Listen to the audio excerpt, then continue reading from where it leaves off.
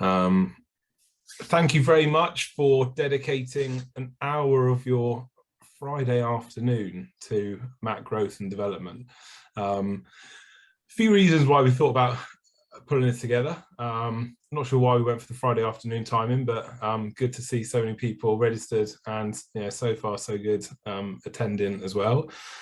We're joined by Lucy Hutton from Fusion Education People Services, who are we're doing this webinar with. So we really thought about there's lots of trusts that are looking forwards. They're thinking, is there a white paper coming? Probably, possibly. I think this morning I read in Schools Week that the white paper is going to say a fully multi-academy trust sector by 2030, even though, was it 2 months ago, there was a statement saying there will be no arbitrary deadline on full academization. Who knows? I've given up making predictions on what's going to happen and how things are going to turn out. But I think however you look at it, there's a bit of growth on the horizon for the sector as a whole. And therefore, for all of you that are within the sector, that is both an exciting and I imagine equally, if not more daunting prospect. So what we wanted to do with this section and what we do at IMP more generally, I know Lucy does the same, is just to give some idea of what trusts are doing, what trusts are thinking about, what are some of the options. We've only got an hour, so we're not going to go into masses of detail on particular topics, but to give a bit of a flavour of the ability to step back, look up and think, do some horizon scanning on what are trusts doing, how are they evolving their operating models or approaches to potentially accommodate growth. Which, if we think about the sector now, if we take kind of 3 school maps and above, there are pretty much 1,000 8-school trusts is what the sector average says. Obviously there's lots of variation within that. I haven't seen anybody yet say that they think there's going to be a significant number of extra trusts or a reduction in number of trusts. So on the basis of a fully academized sector by 2030 and there being 1,000 trusts that are all of those schools, that's going to mean that on average every 8-school trust is going to become a 21-school trust, which is 160% growth, which is, I guess, a daunting prospect. But to give you a sense of how big do we need to think, how do we need to structure ourselves to accommodate what's going to happen in the future, as a broad guide of, well, there's 1,000 8-school trusts now, and there will be 1,000 21-school trusts in 2030, possibly sooner, possibly later, possibly never at all. But that's a potential trajectory for trust. So in that guise, maybe that's a way to think about this session. So that will be enough. I was going to say waffle, but enough of an introduction to the session from me, and I'll pass over to Lucy, who will start off. So we're going to start with 2 sections. So the first half is all around kind of people strategy, people challenges, harmonization from a people perspective.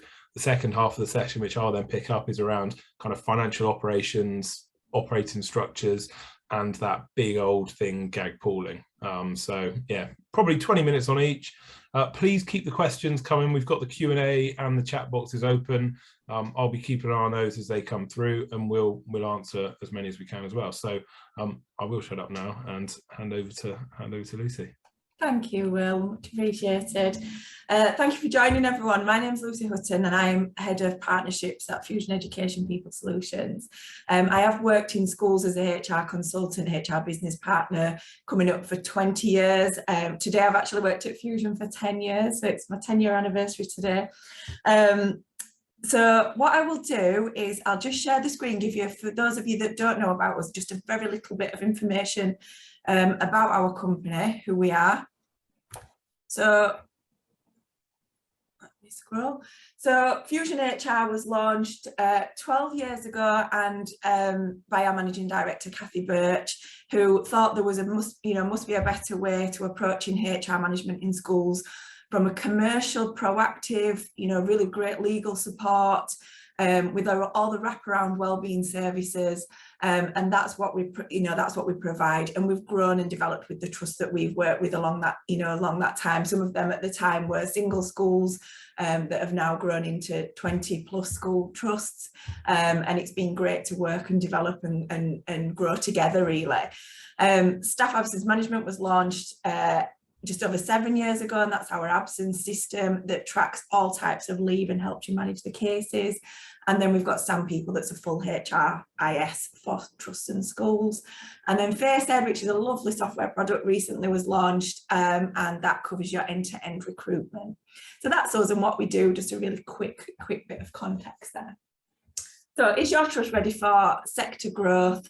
And so we're going to look at people strategy, succession planning and harmonisation and how to approach it.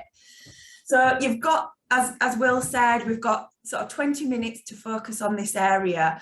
And the fact that you've joined shows that you're a forward-thinking trust that's looking at the future and thinking about what happens next.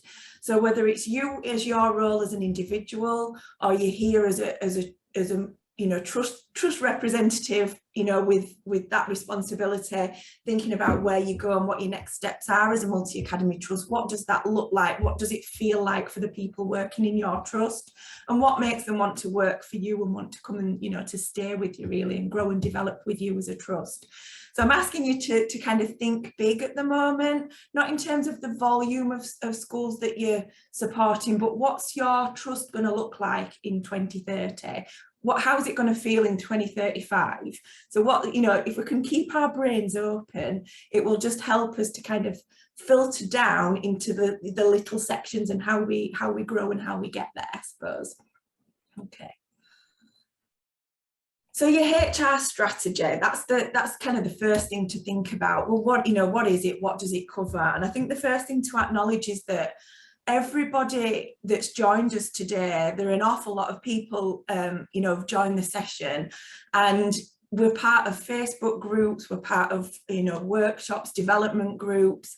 And I think for me, one of the key things to think about is it's absolutely wonderful to have those network groups, but you all do come from a different perspective. So whether you're historically your funding agreement, whether you're from across regions, it's very different for a trust that spans across regions than a trust where you've come historically from the same terms and conditions from a HR point of view. How your board of directors and your schemes of delegation are formed, what the roles of your local governing bodies and whether they're involved in any way in the HR aspects. Some they are, some they're not. So again, that all changes the processes that you've got in place. Your leadership teams and how they're structured across your trust. Do they see themselves still as an individual school that's part of something bigger, or do they see themselves from the beginning as part of that kind of collective, all working to achieve something much broader? And again, the process of them joining that trust, that your trust originally, will have all had an impact as to how they feel about that. You've then also got local and historical anomalies, union involvement, something that a trust might do in one region and implement terms and conditions and changes, might see a completely different response from union representatives in another. So I suppose what I'm saying is, please do rely heavily on your internal, your external HR partners and your legal advisors to guide you through these change processes. And to make those steps as smooth as they can possibly be, and to help you to preempt what might come as well. Because I think people start off going into these, looking at growth, looking at succession, looking at harmonising, and those how you pull everything together, and what do you make consistent, what do you keep individual and in terms of their identities. And it's not it's just acknowledging it's not a simple thing to do, but it can be made simple with forward thinking, forward planning, some great advice and some strength behind you. So if you have if you've got a provider that you're not sure if you can take on that challenge, shop around and have a look. You need to feel strong when you're going into these processes, because there will be things that are thrown in that you didn't maybe expect, and they have to be dealt with obviously along the way. So Will, I'm going to ask you if you could very kindly bring up a poll just to, if everybody wouldn't mind just to join in with this. And if you could go through and answer yes or no for each question and press submit at the end. So I'm just going to give you a minute just to start going through those questions. And it's for a number of reasons, really, to get us thinking about where we are, how we approach things in our individual trust, and are there things that we're happy with? So I'm just going to give you a little minute just to think about that. Glad I was paying attention there. When you said my name. It did disappear. Yeah. We've got some votes, so people can see it. In. And they can press it. I will close mine. Can you see the results that are coming in, Lucy? No. Okay, so do I need to do, I'll publish the poll at the end, shall I? Yeah, lovely. Okay, another slick production courtesy of IM software. Have you got most of the votes through there? We're 30%, approaching 50%. Feel like I'm commentating on the Grand National. We're at 50, we've got 21 of 44. Okay, so we'll give it 30 seconds, shall we? 30-second countdown. Yeah, I know there's some people on from our organisation, I think your organisation, so they're not going to do the poll unless they talk about the HR strategy at IMP software, which could be interesting actually. We're at 63%. That's pretty good. And I just think sometimes to go through something, it's like a little tiny, where are we now? And as you're filling it in, you'll start to think about, yeah, that works. No, that doesn't. That's something that we need help with. That's something we could do better. We should have that in place, but we don't have it. It's on the to-do list. And I think so. I'm just going to end the poll now. And I guess my initial comment is, what a mixture, which is what we always find when we do anything with trust, is that every single trust is in a completely different situation, completely different structure. Can you see those? I can. Brilliant. Yeah. So there is a real mixture, and that really helps us in terms of, to put something on that's not much more specific for a smaller group going forward. Okay, we'll link back to those afterwards. That's brilliant. Thank you so much. We have got one very brief poll, another one, and this is just to pick one. So if there is something that you needed to do to work on the most, the most quickly, that's the most urgent in the next 12 months, which one would it be? And this will help me just to guide the content for the next 15 minutes. Oh, look, surprise, surprise. If you were going to guess, Lucy, on which one, shall I put you on the spot? That's probably not fair, is it? I'd say harmonization. Yeah, but like 90% are at harmonization. Succession planning is number 2. And yeah, because it's scary when we don't have that in place. Absolutely brilliant. That really helps. Thank you, Fab. Yeah, thank you, Will. Much appreciated. Yeah, I'll just share it. So 85%. Wow. Okay. Brilliant. That's lucky we're talking about harmonization then, isn't it? Really is. Thank you.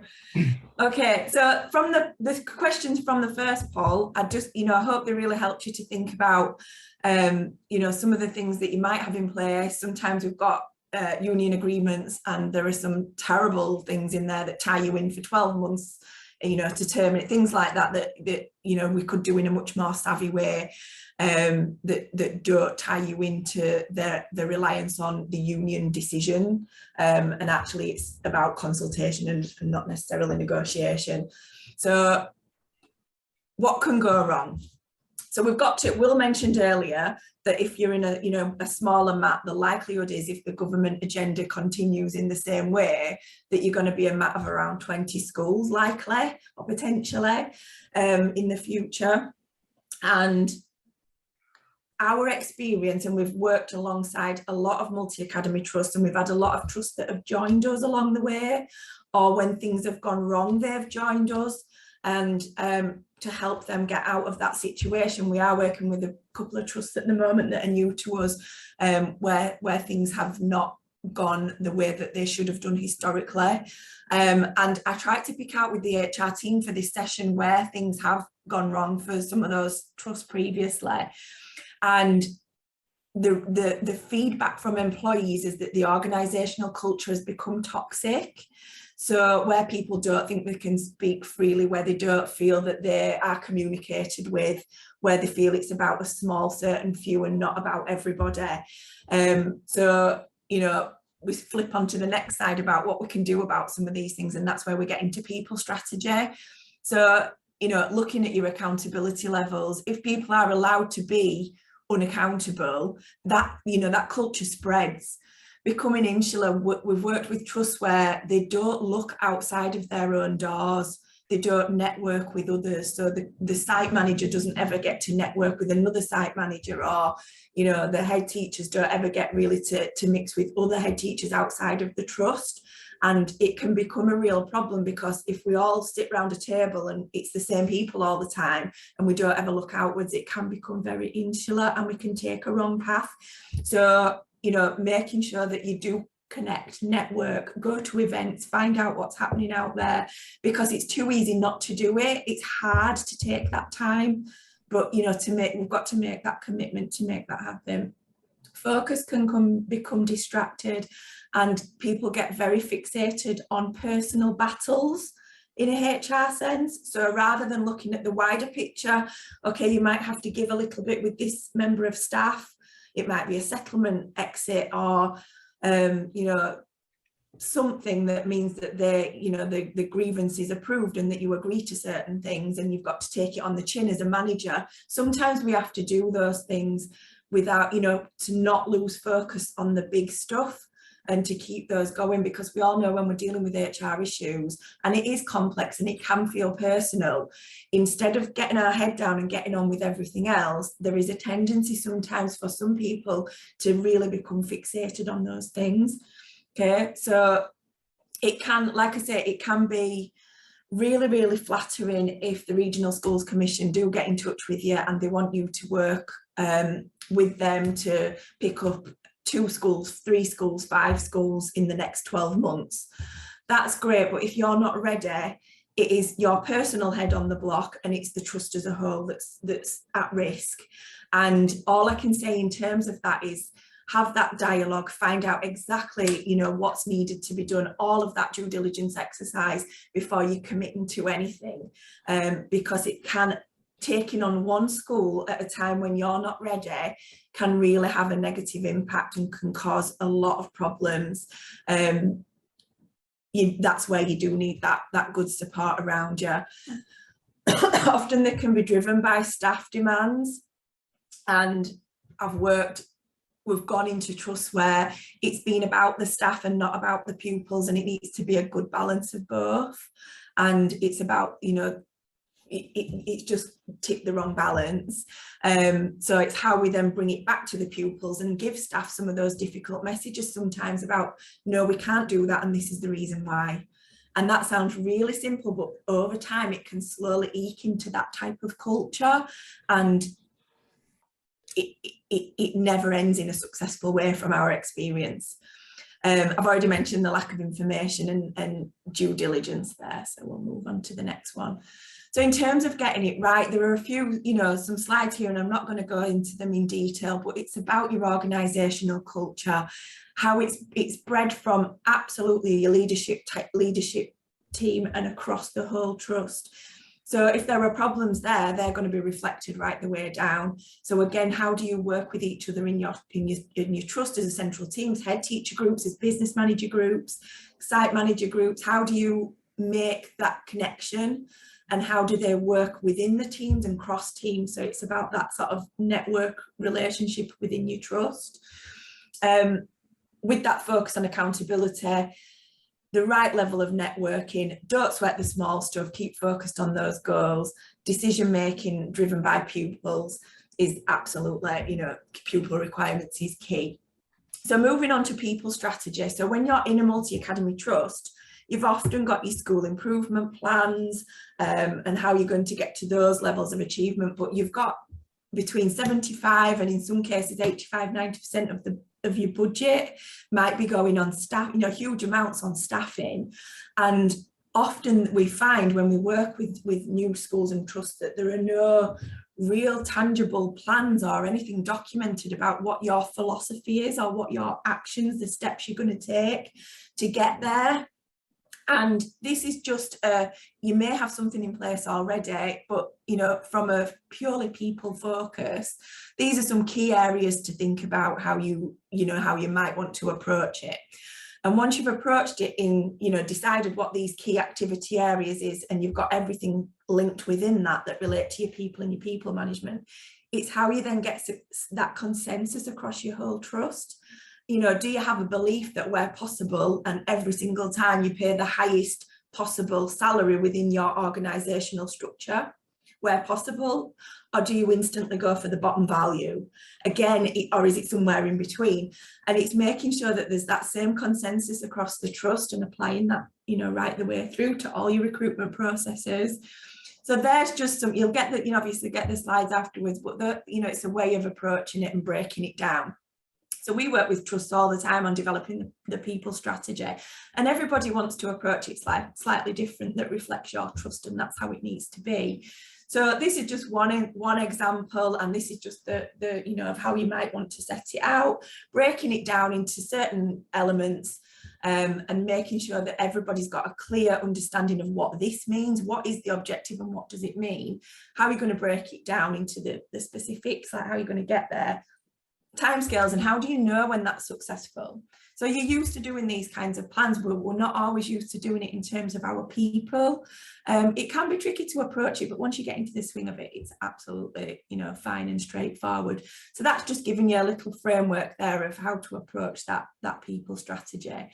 And as I said, there are different ways of doing it. It can sometimes be leadership driven. You can involve all the head teacher groups, your senior leadership teams in each school feed in, so you can really make it a whole trust project if you wanted to do that.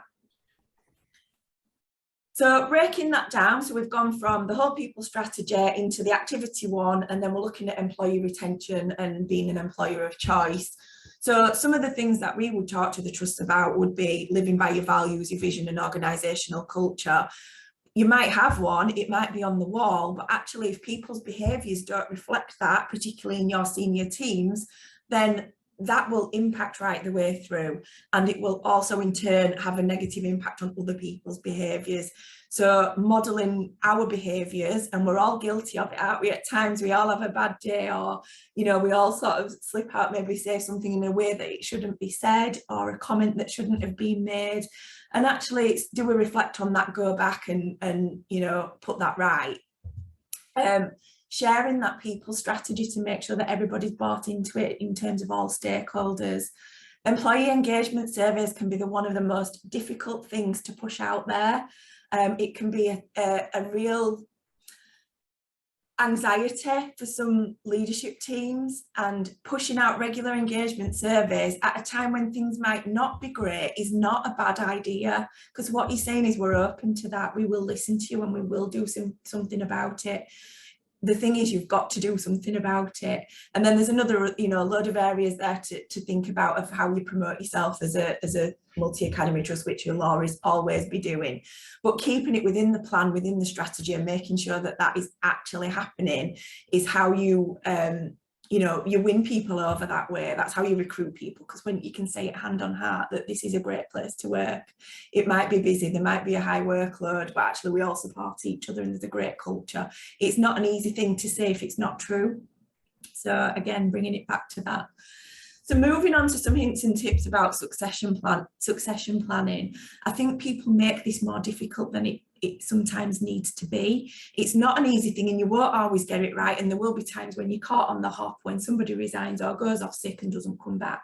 So the more we can plan to for that element, but also the planned succession in terms of retirement, the trust growth, what does that look like?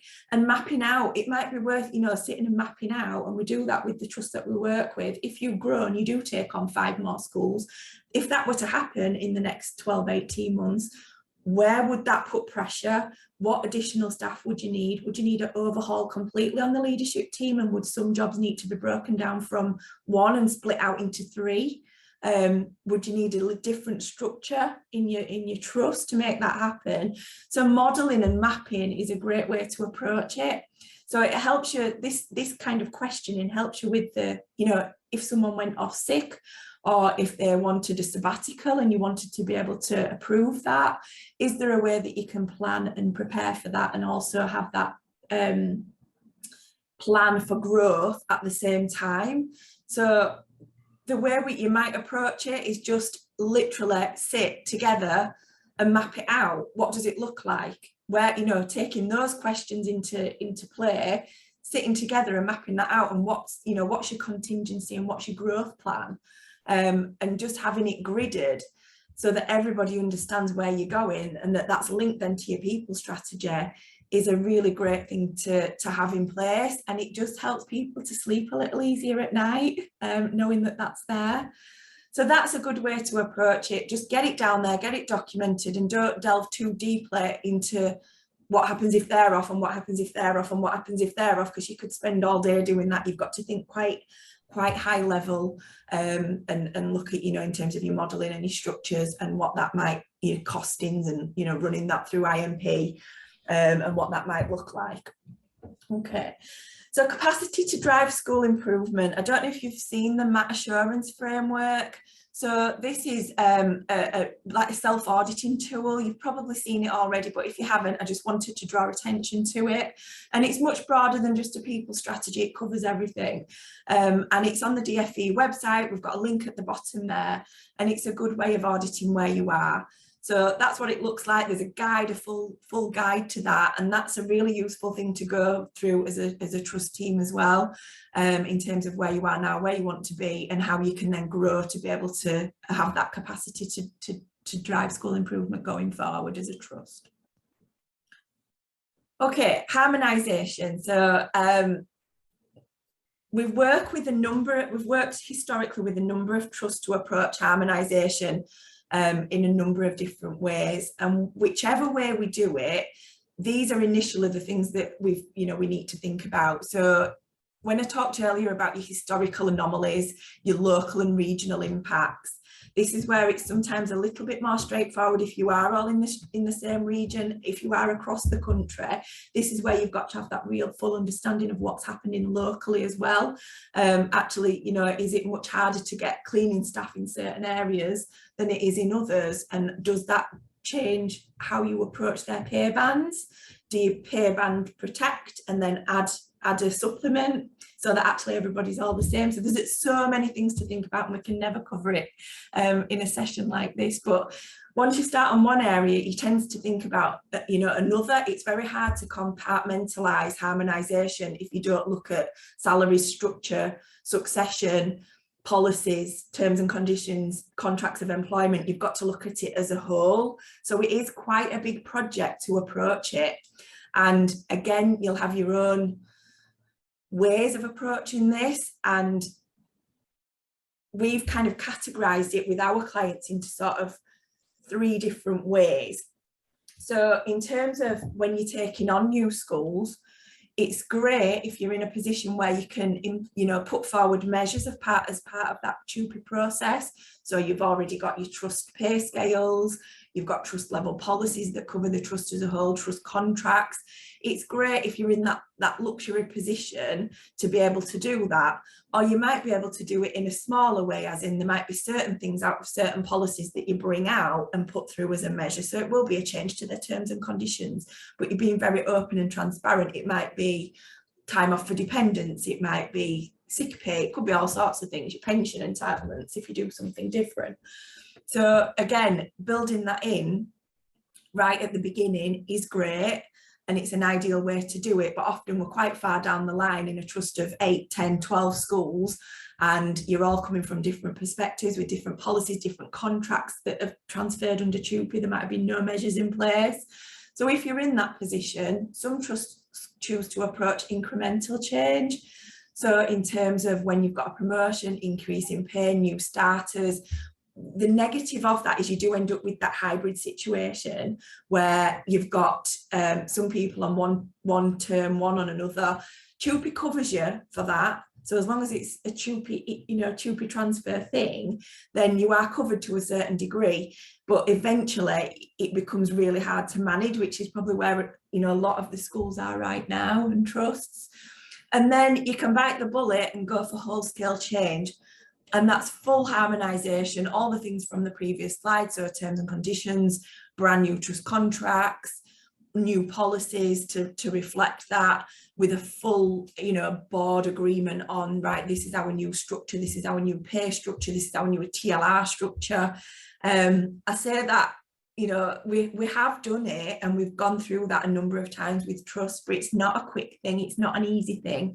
You do have to have a strong commitment to it, but the schools and trusts that go to this approach don't then have the hybrid situation, and they can then move forward knowing what the pay policy needs to be for the following year, and that the fact that they don't have to think about 16 different scenarios to make that happen. You can pull all of your information into one system because there's only one workflow and one track. So like our Sound People system, it's much easier if you've got one set of terms. You can do it with multiple terms, but it's a harder thing to track and manage. So there are pros and cons to all of them. And I think whichever approach you take, I would reflect on where you are now, the biggest hurdles that you see going forward, your local and situational context, as in like trade union situations, your staffing, what's the feel, what's the mood right now. Make decisions based on your trust team and your central team. And also, if there was ever a project to be outsourced, this is probably it, where someone else leading, driving, and that you are feeding into that, and that you're deciding how it's going to be, but that someone else is, potentially doing that legwork if you just don't have the capacity internally. This is definitely one of those projects, but don't just underestimate, even if you do that, there's still an awful lot of work to do. And the process will change. You will hit hurdles, you'll hit unexpected things that you didn't even know were there. And what you've got to do is regroup with your advisors and as your trust board team and really sit together and try and say, right, this is where we are now. We didn't expect this one. We planned for this and we planned for that, but we didn't expect this one coming in. And don't let that throw you. Don't let that give you a bad night's sleep, because it happens. We find a way forward, you work through it and you make it happen. And eventually you will get there. Some will get there through a much smoother road than others. And as I've said, that's, a number of historical factors that all come into play in terms of, are you lucky enough to kind of ride it through with quite smoothly, the quite similar terms, but slightly different? Or are you on the area where the unions are picking up on everything you do? Staff are feeling a little bit uncertain for whatever reason. It can, if you go through a whole scale change, it can, as I say, bring real benefits to do it post process, if you're ready for that. So again, I hope that's helped you to think a little bit about how you might want to approach it, and some of the time frames, the time scales. So thinking about your business case, thinking about the time scales that you have. From experience, whatever time scale you think it might be, probably double it. It's like doing a building project on your house or something. Whatever you think it's going to be, with all the will in the world, people will be off sick. Board panel members will not attend and things might not happen. So always leave yourselves a little bit of wriggle room every single time where possible in that time plan. Have a good project plan and really list every single possible thing that you might want to do as part of that process. So. Right, we're not going to do questions now, will we? Or we're going to do questions? No, we'll do some questions now. Yeah. Okay. We've had a few come in, so in order that we got them. So it's a big good one, actually. Are there any mats that you're familiar with that are, very well developed in respect of their HR and people strategies. They're kind of people that are standing out in terms of they've gone a long way on some of these journeys. Yes, absolutely. We've got quite a few that we've worked with. I think probably the one that stands out most might be BDAT, Bradford Diocesan Trust. It's local to us, and we've worked with them. I've worked with them probably about 15 years. The schools within the trust in total. I didn't work on the project myself with them, but they went for it whole hog. We did end up with ACAS doing some work there because some issues were lodged and it was in the press. But they are in a fantastic position. It is a difficult time. They did whole trust contracts as a whole, rolled them out, made changes to some of the terms and conditions as well, and that's a difficult thing to do. So where people are in a capability process and then go off sick, the sick pay is reduced rather than it would be if they were just sick in a normal situation. So we've done some very strong things and made some tough decisions. It doesn't sit well with trade unions. They don't like it. But actually the premise of some of this is you can better support the staff that you do have with some better, stronger terms and conditions than maybe what you would have been able to do beforehand. And actually we would, you might have been looking at redundancy situations because of a certain few. Yeah, and next, so in terms of harmonising T's and C's and JE, is there ever a right time? So if you grow further, does starting a harmonisation process for existing staff, that you then want to include transferring staff in to make the TUPE process more complicated, challenging? So what's the best time? Is it the best time is always, I mean, if you're in a position where you're already a bigger trust and you've not gone through this process, it's absolutely doable. But if you're a trust of 2, 3, 4 schools, absolutely now is the time to do it. Now is the time, because the less volume you've got, the easier it is to deal with. So we know, particularly with BDAT, and we're rolling out trust contracts, the number of different contract templates we had to have in place to make that happen and to be able to then roll them out with the various changes within them. It's a huge undertaking. It's much easier when you're dealing with maybe 500 staff, or so it's the smaller you are, the sooner to go for it. Only yeah, absolutely. Only 500. It's not too late if you haven't. It's never too late. And in your experience, so trusts that have gone through whole-scale change, are they less attractive for new schools wanting to join? So if growth is part of the strategy, can this make you less attractive, or I guess on the flip side, make you more attractive? And also, can it significantly kind of create challenges in terms of that growth piece? Does it kick up more challenge in terms of unions, or is it harder? I'll start with the other way. In terms of staff joining the trust, it's had we've seen zero impact on their recruitment activity into, other than the same issues that everybody else has got right now. In terms of schools joining the trust, the thing really is to be very, very transparent from up front. So have yourself a pack of, if you're a school wanting to join, this is how we approach things. This is what we do. This is, we gag pool or we don't. This is how we do our policies. These are our terms and conditions. So if you're joining, this is what you're joining, and just be really transparent about it. Yeah, and I guess it depends what has been achieved by a whole. Yeah, I mean, absolutely. If you're going to be removing any entitled to sick pay for dependents, or you're going to be if you're going to remove everything, and it's a lot worse off to come to your trust, or your pay scales at the absolute lowest it could possibly be on the, if you're still following government terms and conditions, or you might do something different for your central staff, and that might be not as, you've got to keep yourself aware of your surroundings in your local authority. Have you seen, I'm going a bit rogue now just because I'm interested in this stuff. Have you seen kind of consistent red rags for unions? Are there particular areas that are just not worth going near because of the challenge, or is it always a balance and it will depend on other areas? Are there things that it can vary locally. I mean, certain local authority regions we have gone through processes, we've invited trade unions, we've had staff consultations and nobody turns up. Mm-hmm.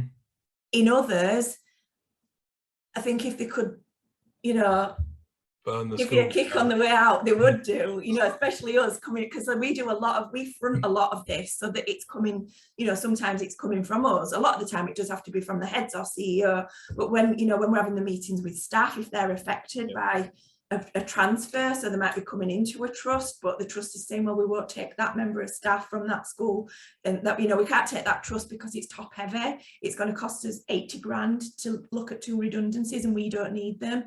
So we work with schools prior to going into a trust to clear some of that down, and to do those restructures before they move into a trust. So we do an awful lot of that before that happens. And I guess part of this then is getting the balance right between, you know, the reasons for doing this is as much to be a really great thing for your great people.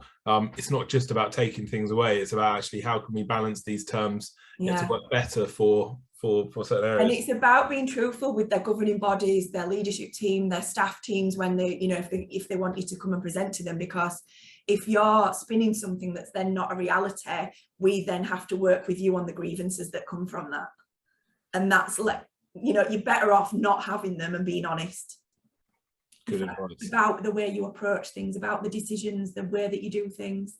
That is definitely a major issue. Things resolve. So if that does happen, you know, you work its way through, things resolve. It just can often lead to 12 months of people going off sick and putting in grievances, and, you know, I was promised this and I didn't get it, and staff feeling the same way in the school as well. Cool. Well, thank you very much. That was great. I got really into that because it's something that we hear all the time, just because obviously we're thinking about the staffing from the financial perspective.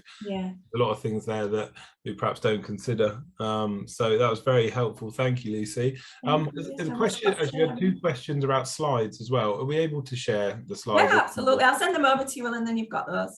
Okay, perfect. Right, well, that is the first part. So that's first half around harmonization. The next bit is on more kind of financial elements, all obviously linked in terms of growth strategies and what trusts to think about. And it was really interesting as well that you mentioned, Lucy, I don't know if it's deliberate or not, you mentioned culture loads of times, and actually having a good culture, having a supportive culture, a consistent culture makes a lot of these things easier. And I couldn't echo that enough from a finance perspective, because a lot of these finance things, if it's happening within a trust that's already worked on their culture and really strong vision and values, things are made a lot easier. So yeah, I'll be talking about that a little bit as well. Cool, right. So how are trusts developing their financial operations to accommodate growth? So 2 things I'm going to talk about. Firstly, kind of around growth, and actually how are we seeing central team design evolve over the years. There's been normally I say there's loads of different approaches, no 2 trusts are doing the same thing, but I probably say in terms of central team design, there is quite an obvious alignment now that we're starting to see. So I will talk specifically about one way of doing it, which I never try and do, because I always try and say these are the 1,500 different ways we've seen it, but actually on central team design it does seem to be going down a fairly well-worn path. And then we'll talk about gag pooling, okay, and financial pooling, how people are starting to think about their budget management approach from a whole different range of angles. So you know, 2 themes that are certainly part of that growth piece. Financial pooling obviously not necessarily linked to growth, but the challenge we often get asked about is, well, how can we grow if nobody wants to join us because we take all their money? Which is one perception of why we might want to do gag pooling. Hopefully I address some of that, but that's why we kind of link it to that growth piece. So before we start, for those of you that don't know IMP software, 2 slides, I have to do a little intro. We are the only system that provides a map-first approach to budgeting, forecasting and reporting. Okay, we're all about strategic financial management, and we work specifically with multi-academy trusts. We are very lucky to be working with over 150 trusts of all different shapes and sizes now across over 1,350 schools, and everything that I'm going to talk about is stuff we're doing with our customers, stuff we've heard about from our customers speaking to other customers. We live and breathe map finance at IMP, and therefore get far too interested in talking about it. So thank you to all the customers that are on this call. Thank you for being a customer. Thank you for being interested in this. And let's crack on. So I've got some, we've just launched our MAC growth survey, and Dan has put in the chat, fire alarms going off, Angela. Okay, we've got a link that's been put in the chat. So some of the things I'm going to talk about, we launched a survey a couple of weeks ago just to get an understanding of what CFOs, COOs, CEOs were thinking about growth, whether they're going to grow, whether they're not going to grow, whether they're going to merge, not going to merge, do they want to centralize more or less, do they want to gag pool, what are the benefits of gag pooling, why don't they want to gag pool, lots of reasons there. There is a QR code there which you can scan, or there is also a link in the chat as well. And yeah, I think there will be a recording of this session as well, so I think a couple of people are about to leave, so we will put a recording of this up on the website.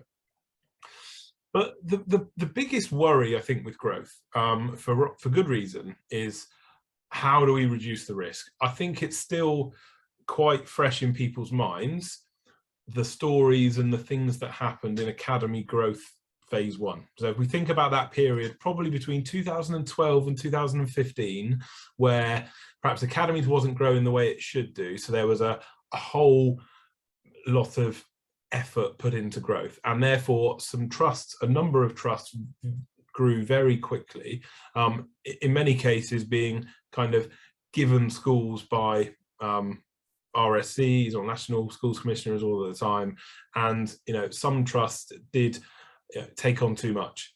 But I think the good thing is now is that I think a lot of trusts have either learned from the mistakes they made or learned from the mistakes that other people have made. And I think growth in the future is going to look very different to what growth did in the past. We've got one of our customers that added 15 schools 1 September.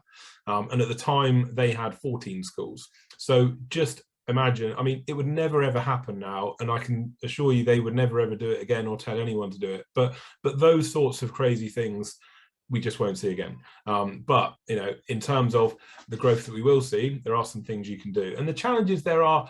So it's about reducing the risk, and there's a few I've categorized the risks into two areas about what happens when we grow and where the risks come from. And of course, these are not all of the risks, but hopefully a bit of a steer of the main risks that we see time and time again that you can actually do some things about. So the first one is culture and people. Culture, Lucy talked about quite a lot, but if there isn't a strong culture of what the MAT is all about, why we're doing this and how things are going to work, if the beauty parade saying, come and join our trust, you can do whatever you want, they then join your trust and it's very centralized and there's no autonomy, all of those things feed into this. So honesty and a clearly defined vision that is the reality when people join certainly helps. But the challenges that we see, particularly in finance, are more focused around people. Okay, and the biggest challenge is actually the variety of experience levels in finance people joining your trust.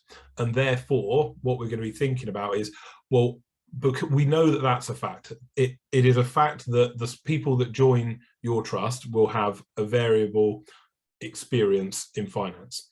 So therefore, one of the questions we'll get to is it right that they all then take on the same financial responsibility? That's a big problem that we see. Obviously, there'll be lack of familiarity with systems and processes.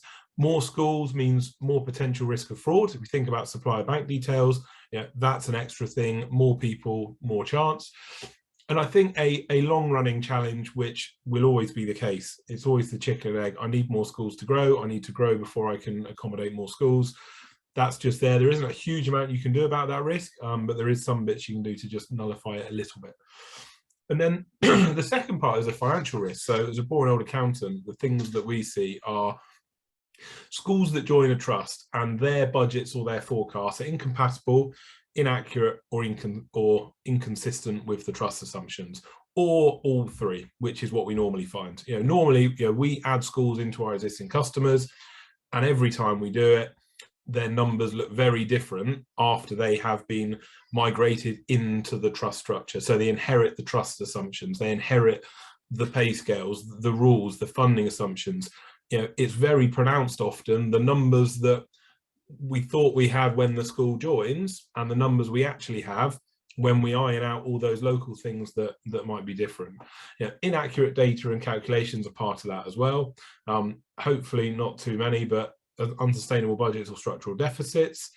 And the second challenge is more around merger. And we've seen, I think we've dealt with 4 or 5 mergers in the last 6 months, and I think that's going to be a big part of the fabric over the next few months. Is you've got the incompatible, inaccurate or inconsistent school problems on steroids. So you've got that ×5 or ×4, but you've also got other problems because, within a trust, there are lots of transactions to reallocate monies, be it top slice, be it sharing costs, be it doing things with SCA.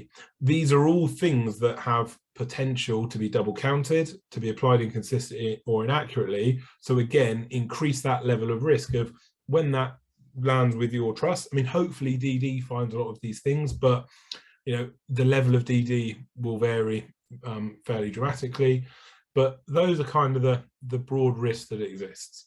So to put that then in line with how we're then seeing finance structures evolve, is to then say, okay, well, 5 years ago, 10 years ago, traditional means the school does everything in finance. The school has their own bank account, they do their own pay runs, bank recs, all of their own management accounts and reporting, all their own budgeting. According to the Creston report from January, so this is the one up to the August 21 year end, 97% of trusts now classify themselves as having centralized finance. I think, obviously that can take a whole different variety of definitions, but I think what that broadly means is they've centralized the bank account. Would certainly be the first thing I'd suggest to do, but I would say they've probably centralized processing of finance. So have centralized the bank account. They're then doing centralized payment runs. They've got some kind of control over the purchase ledger, and the bank reconciliation is being done centrally. But actually, whilst the processing is done centrally, the school is still responsible for largely the rest of the financial management piece. So that is the creation of the budgets, the forecasting, the management accounting, the setting up the systems and managing those things, which if we then compare that back to one of the risks around there will be a variety of financial experience within schools, that would probably indicate there will be a variability of quality of budgets, forecasts and reports. So that kind of general problem is then being solved or moved as trust develop into a, not only is the processing being centralized in terms of a bank statement or a bank rec, we're also now seeing the financial management become centralized. And if we think about just centralizing the processing and we compare that back to those prior risks, processing will help broadly with some of these things. It's going to help massively with the fraud attack area. Okay, so it does solve that one, which is a big reason why people did it in the first place, which it makes sense. But if you think about some of these other risks, they're not helped that much by centralizing the bank account and processing the financial transactions centrally. But what does potentially help that is moving on to the second phase, which is financial management centralization. So that's where we see school finance often, or the school still being accountable for budget. So the head teacher is still very much setting the priorities and saying, this is what I need. And then the central finance team, normally through business partners, is how we're seeing this addressed. A business partner that is a MAP business partner is responsible for working with 2, 3, 4, 5 schools. What never moves is transaction initiation. We've run out of toilet rolls. What also never moves is generally student transactions. So dinner monies, trips, and all the rest of it. It's always going to stay in school because there's a lot of work in that space, and you can't send Johnny to the central dinner money department. But what we are now seeing is the central team are taking the lead on defining, controlling, and maintaining the core assumptions through a number of finance business partners, and that might be 1 or 2 in a smaller trust, but up to 5 or 10 in a larger trust. A finance business partner is ultimately taking on the budgeting, forecasting, and reporting for a number of schools in conjunction with each of those head teachers. Okay, so the head teacher is still asking for things and wanting things, but the processing and the management of that is done by finance business partners. which when we then look back at those risks, and I might have over-egged this to highlight the point in terms of the risk that it doesn't solve all of these risks completely. But if you look at a number of these things, because the budget of the school that is joining is then being migrated and consumed into the central budgeting and forecasting processes and or system, you're gonna identify a number of those things at source.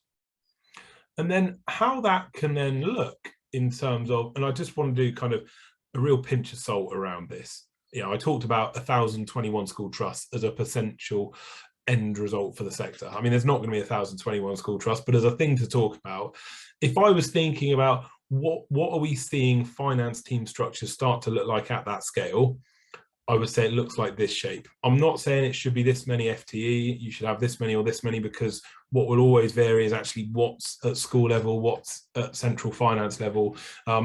Aiming for kind of a less than 1-to-1 in terms of FTE to schools is a good place to start. We've got some trusts that are down at 0.5 FTE to schools, but again, that varies if it's primary schools or secondary schools. So don't pay massive attention to the numbers of heads, but in terms of the broad shape, we are seeing them starting to become quite consistent where they're really centralizing finance, with the CFO responsible for the strategic piece, a deputy CFO / financial controller, so a really solid number 2 that is actually taking the lead on the line management of the finance function. And then 4 pillars within that. So business partnering, those business partners working across a range of schools, or executive business managers, or whatever they might be called. We've always got the safe pair of hands, the accountant that does the stat accounts, the VAT, and the other bits and pieces. A role that is massively, we don't see enough, to be honest, but where we do see this role, it just makes a huge difference. And we would say this is a systems provider. Somebody that takes the lead on systems and clever stuff, whether that's managing finance systems, budgeting systems, doing reports, being the Excel wizard or queen, whatever it is, a real person that's focused on systems and pulling things together and making the systems work for people. And then you've got the kind of the transactional part as well, which is then around purchase ledger, sales ledger, maybe treasury, that we're seeing a lot of kind of clerks and apprentices here. So that as kind of a broad shape is where people are going. So moving on from central transactions to more centralized financial management. Part 2 of the session, gag pooling, okay, or financial pooling or whatever else. The challenge is one, I don't know if you've ever Googled gag pooling. I was a bit nervous to do so, but it was okay. What is gag pooling is a question that we get, and to be honest, I really don't have an answer for it because it's not even a thing. Most of the time we see what people define as gag pooling, it's not even doing stuff with gag, it's doing something with SCA or something else. So as a term, it's just gone, it's meaningless. But conceptually, gag pooling is, rather than a trust carving up their budget for each school, they're thinking about financial management as an organization, and resources are driving the allocation of budgets rather than the funding agreement for each school. How often are we seeing it? This is per the Creston report. It's increasing, but perhaps not by a huge amount. I was probably expecting this year to have a bigger jump just because of what we see. In terms of the growth survey that we've done, kind of the early results, we've got about 40. There was 40 when I've done this at the weekend. You know, we're seeing nearly close to 50% are gag pooling. I imagine our audience and the people that have done our growth survey are the people that are more susceptible to gag pooling, so maybe some echo chamber involved there. Somewhere in between is probably right, so somewhere between 14% and 45%, 30-odd%.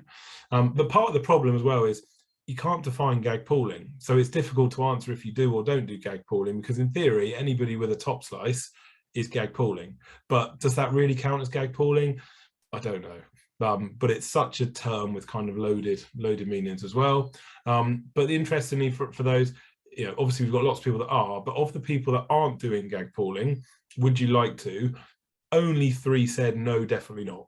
Obviously lots of people on the fence think I'm not quite sure what it's all about, but I have seen a softening of views towards gag pooling, maybe as understanding grows, maybe because you know it's not perhaps the loaded term that it once was, but I think much more openness to gag pooling.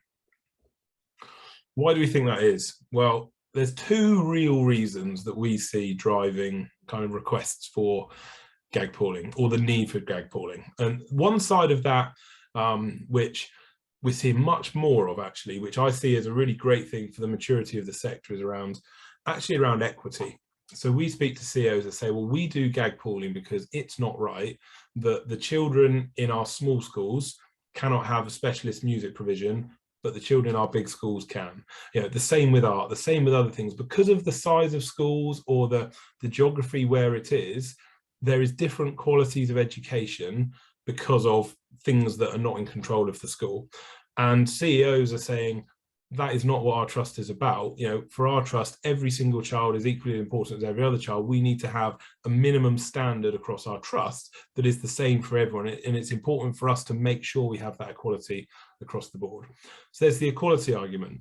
There's also the accountability argument. How can we have a director of estates or a director of ICT that is responsible for implementing our ICT strategy or estate strategy, but the budgets for ICT and estates are held and accountable at school level? How can that person be effective and really implementing change, which COVID has certainly highlighted in terms of, you know, we've got an IT position, we're way behind on IT, we need to invest and we need to do this as a trust, but actually we've got such a disparate position where all of our individual schools are. So actually we need to do this and we need to invest more in some schools and less in others. We can't do that if we're reliant on it working it through each school budgets. The third reason, which is also a big driver for this, and I think, to be honest, when we first started talking to people about gag pooling, it was all to solve this problem. The problem of wooden dollars, the frustration that so much time within the organisation was being spent balancing the budgets, thinking about what's in the top slice, what's not in the top slice. Is this really a school thing or is this a MAT thing? Have we increased our top slice? Have we increased our service levels? All of this discussion and effort spent internally thinking about something that is ultimately irrelevant. You know, I put wooden, that does mean wooden dollars. Hopefully that reference resonated. And I was really surprised to see, you know, this is the Creston benchmarking report this year. And actually more trusts have moved to 5% as a top slice. And, you know, is that because it's actually the best percentage that it could possibly be to run an effective multi-academy trust, and so schools get the most out of being a trust? Or is there some type of expectation from schools who have been aware in the sector that 5% needs to be the right answer? And therefore the focus on what do I get for my 5%, and this whole challenge is driving trust to say, it's such a load of nonsense doing all of this effort to, is this included within the top slice? Is this not included within the top slice? Whereas really, you know, we just want to do better as a trust, and we're doing all of this work to move things around, and it's become really unhelpful. So three things really: kind of equity and equality of opportunity for their students, regardless of location and funding. Aligning accountability with budget is another piece around particularly IT and estates. And the last thing is the growing frustration that there's all of this focus, time and effort around top slice. And I would also imagine that effort and the amount of time that it takes up directly correlates with the culture that exists within the trust. So going back to Lucy's point around culture, yeah, with a strong culture, vision and values, a lot of these things fall by the wayside because it loosens those conversations around them and us, and it kind of trying to remove the concept of them and us is really important. Having a top slice that is the funding mechanism to define them and us is potentially unhelpful for that. So in terms of people that have done it, or we did lots of questions around why are you thinking around gag pooling, and there are obviously lots of responses, and actually this first one for me is a really good, it kind of sums it up in one comment. So schools concerned about loss of ownership of high reserves. Get that, it's a big thing. How are you going to grow or have a school with really high reserves if they're going to come in and it's going to gobble up? That needs addressing and thinking about. We have seen trusts say, okay, we're going to pull funding, but actually where you've got really high surpluses, let's ring fence a bit for a particular project. And then the benefits of simplified budget models, okay, that's the wooden dollars frustration. But then the ability to provide resources exactly where needed, irrespective of school financial position, which is integral to the MAP vision and values. that sums up for me what kind of gag pooling is becoming. And there's kind of similar comments there on the for and against. It really is around the perception, around the loss of autonomy and those challenges with how am I going to grow if schools join this.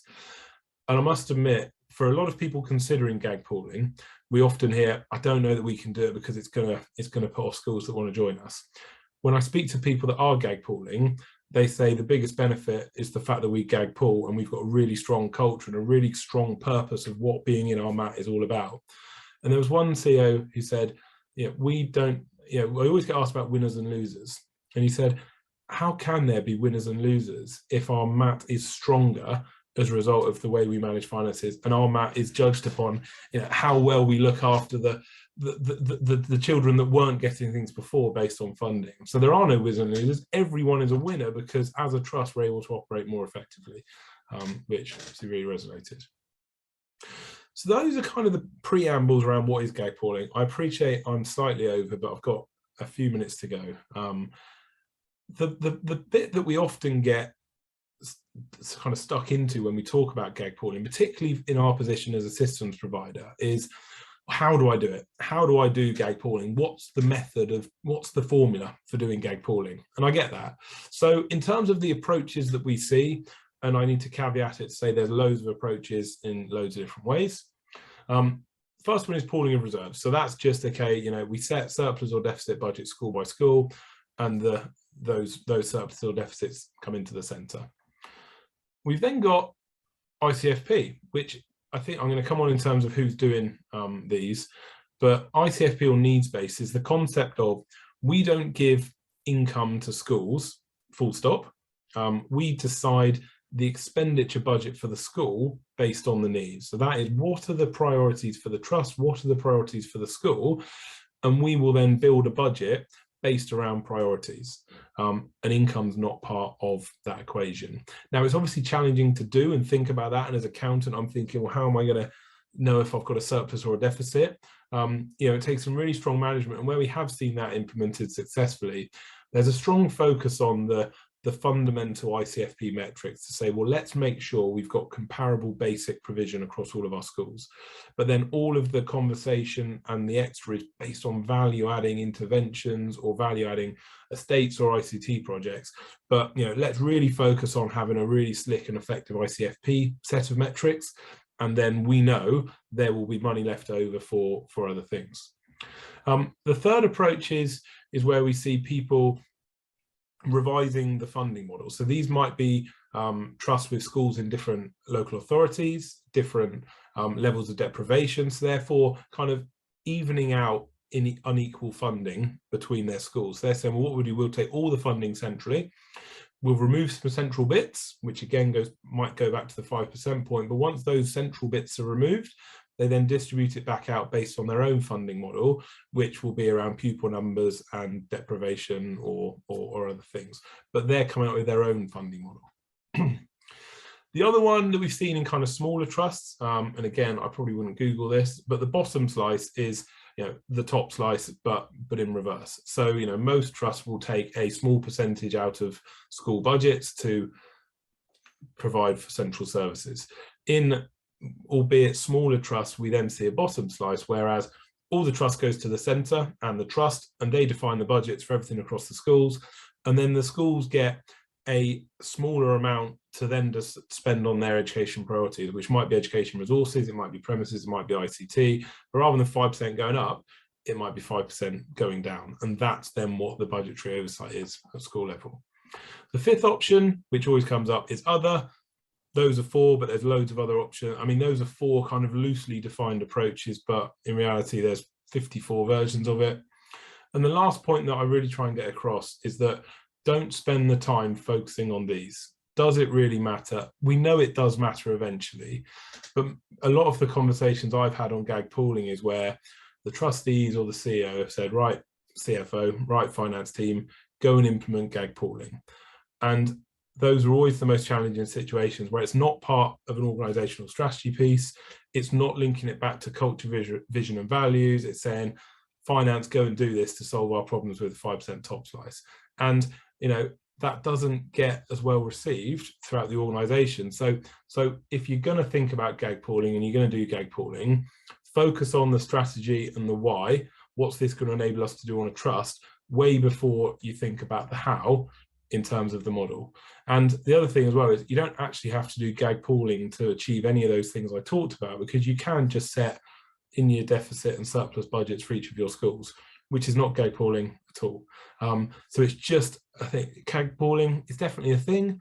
It's not an easily definable thing. It looks lots of different ways, but what we are seeing is trust-wide financial management rather than school by school to solve some of those challenges. And just to give you a feel for kind of the number, obviously this is not representative. We've only had 40 people do the survey, which I'm hoping with 37 people on here that we will be seeing that double over the next hour.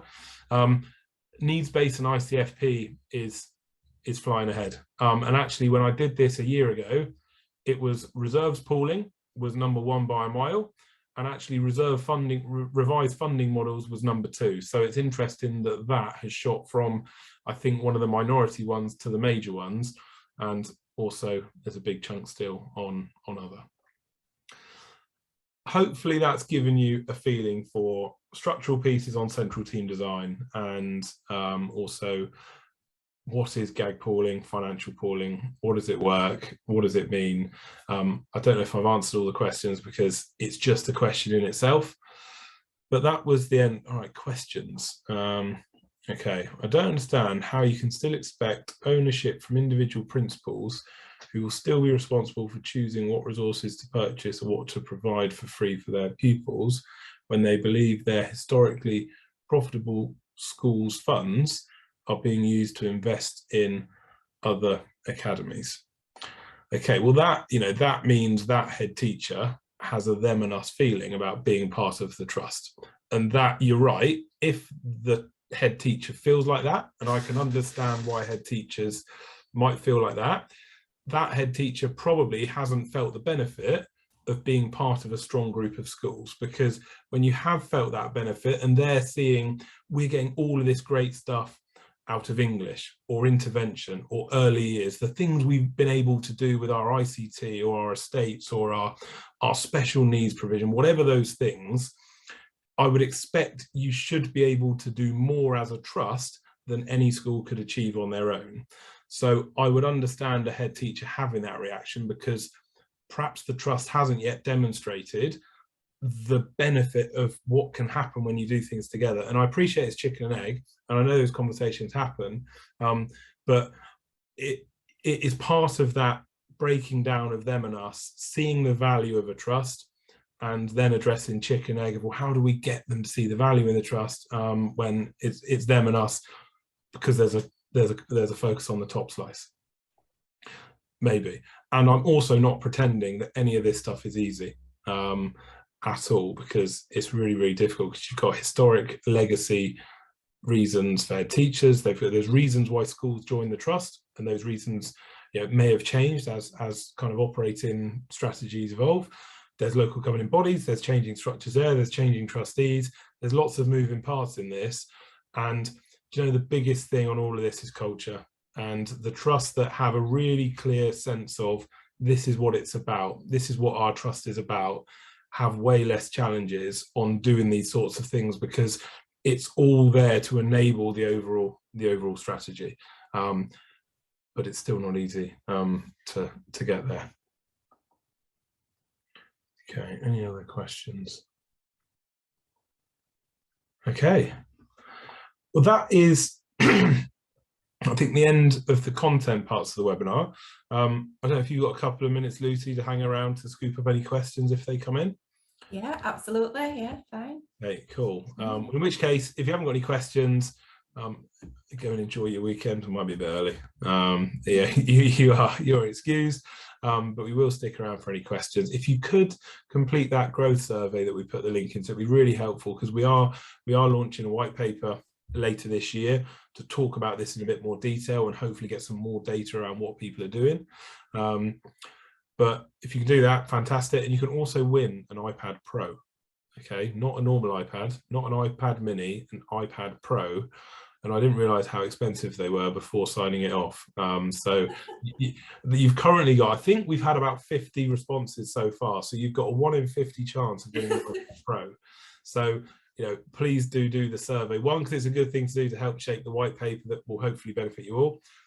And 2, you've got a good chance of winning an iPad Pro as well. Sue says you're a cheapskate. Yes, Sue, I have. I didn't realise this Gavin Bassett snuck it through. Any more questions? Okay, yeah. Isn't there? There is another question there in the Q&A. Yeah. So is there a danger that with pooled reserves and GAG, you will only ever attract schools that are in financial difficulty? Our experience is that any with strong reserves really don't want to know if they're going to lose their reserves. Can you signpost any that have a strong culture? I would say I did an interview with, so we were part of the MAP Finance Awards just before Christmas, and there was a winner of the MAP Finance Champion Award, which was, it was geared around kind of CEOs and chairs of trustees that have really enabled finance within the organisation. And the person that won it was a chap called David Clayton, who is the CEO at Concilium Academies. I interviewed him a couple of weeks ago around this whole subject, and I've nicked some of the stuff he said for the contents of this, because he really eloquently explains how they've gone down the road of implementing GAG pooling. And, you know, listening to him, yeah, he's much better at explaining it than I am. So that will be being published in the next couple of weeks. And yeah, I mean, there certainly is a danger, yeah, if you think, well, you know, join our trust and you lose your reserves. And I know there are trusts that have actually ring-fenced some of those things on joining, okay, to say, well, look, you are in a really healthy position and you have done well to do that. Maybe it's because of historic funding, maybe it's because of good financial management. I guess it doesn't really matter. And therefore, whilst we do pool our reserves and we have this, you know, kind of very strong approach as one organisation, we can ring fence X amount of your reserves. There's others that said, well, if you want to be part of the club and you want to benefit from this, and it's such a great thing to benefit our trust, it's a really small price to pay. And I think it's safe as well to say, don't assume that you don't see any of those reserves again. I hope that each and every school in the trust equally gets the investment in estates and ICT.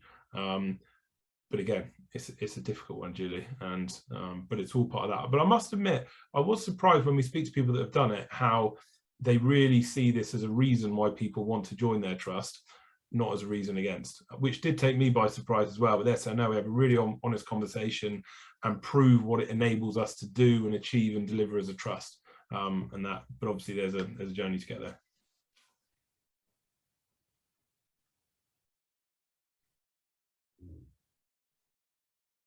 Okay. Oh, hang on a couple more minutes. If there are any questions, thank you again for joining us. Thank you, Lucy. Thank you for having us. It's been great. Thank you. I will send across with the slides some information about NAMAT as well, the National Association of Multi-Academy Trusts, which is a platform that we're launching, and it's free to join if you're already a member of another network. So I will send that information over as well. Great. Of the launch for you to share, if you don't mind. No, that's fine. Yeah, we'll send all of this out. We'll put this recording up as well. So thanks again, everyone, for joining. Have a lovely weekend. Thank you, Lucy, for joining us. Thank you. And yeah, thank you, everyone. Have a good one. Take care. Cheers.